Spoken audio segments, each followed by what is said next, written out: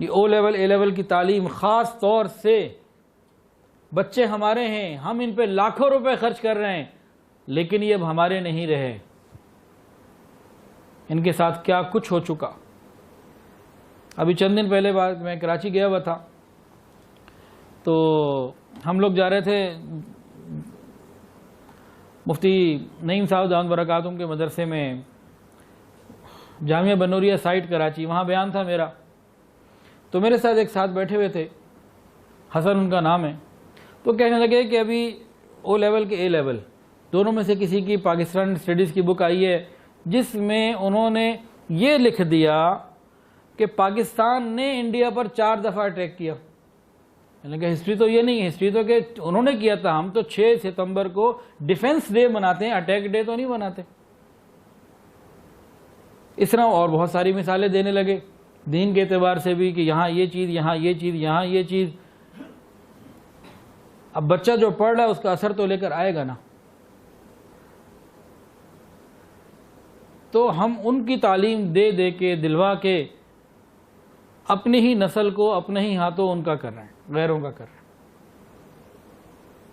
جو لارڈ میکالے نے کہا تھا نا کہ دیکھنے میں، شکل میں، عقل میں، رنگ نسل میں یہ ہندوستانی ہوں، لیکن اصل میں یہ ہمارے ہوں، انگریز کے غلام ہوں۔ اب او لیول اے لیول کروانا بھی اگر ہے تو خدا کے لیے گھر کے اندر تو دین رکھیں، اسے صحیح سے کو بات سمجھائیں تو صحیح، خود اللہ والوں کے پاس جائیں، ان کو لے کر آئیں، اپنے نسلوں کے ایمان کی حفاظت کریں۔ ورنہ اور 30-40 سال کے بعد اب پینٹ تو عورتوں کا لگتا ہے کہ قومی لباس بنتا جا رہا ہے۔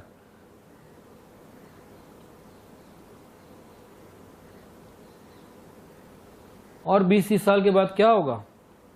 ابھی تو ہمارے ماں باپ کوئی چلے جائیں، ہم قرآن پڑھ لیتے ہیں، ہم چلے جائیں چلو ہمارے بچے بھی پڑھ لیں گے۔ یہ جو بچے جب جا رہے ہوں گے، جن کے بچے کیا کر رہے ہوں گے؟ کوئی گیتا پڑھ رہا ہوگا، کوئی رامائن پڑھ رہا ہوگا، اور کوئی 1 منٹ کی خاموشی اختیار کر رہا ہوگا، اور کوئی جو ہے وہ کینڈل جلا رہا ہوگا، چلو ابا کی یاد آ گئی ذرا 10 کینڈل ہی جلا دو۔ اسے کیا پتا ہوگا قرآن کا؟ جس طرف ہم چل پڑے، یہ سب بہت زیادہ ضرورت ہے اسلامک اسکولز بنانے کے لیے، پیسہ بنانے کے لیے نہیں، امت کی فکر کے لیے۔ ایک صاحب کے پاس میں گیا، عابد مارکیٹ میں ان کی دکان ہے، کیونکہ ہمارا بھی کاروبار ہے الیکٹرانکس کا، ان کے پاس میرا جانا ہوا، تو کہنے لگے کہ میں نے بہت سروے کیا، مجھے اپنے بچوں کے لیے صحیح اچھا اسلامک اسکول نہیں بنا۔ میں نے کہا اللہ نے آپ کو اتنا مال دیا ہے، آپ کی 8-10 دکانیں ہیں، بڑی بڑی دکانیں، اولاد بھی اللہ نے دے دی اور یہ سوچ بھی دے دی، اب خدا کے لیے ایک اسکول ہی بنا لو۔ اپنے بچے کی فکر کر رہے ہو، اوروں کی بھی فکر کر لو، یہ بھی تو کر سکتے ہو نا۔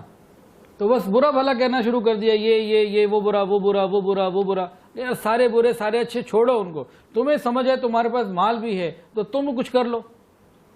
چپ۔ ہم نے خود سے کرنا نہیں ہوتا، دوسروں کے اوپر کرٹیسائز ضرور کرنا ہوتا۔